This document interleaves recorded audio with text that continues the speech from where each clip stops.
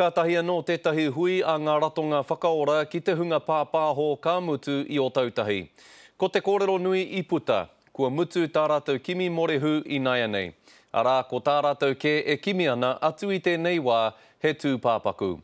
Ka re ngā rōpū whakaora I te whakapono, he morehu e toi tonu ana. Kia whakarongo ake tātou I nai nei, kia John Hamilton, tumu o te rākau whakamaru.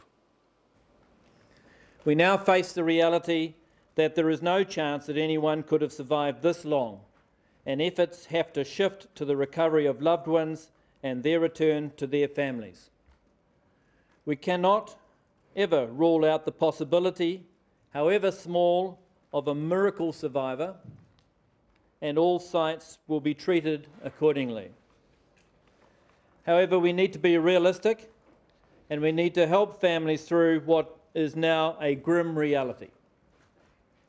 And those are the words that nobody in this city, none of the families, none of the friends here and overseas, I would imagine nobody anywhere wanted to hear. So for us, this is, as a community, a sad day. We will continue to hold out hope that as this operation transitions through to recovery, there is still a miracle out there.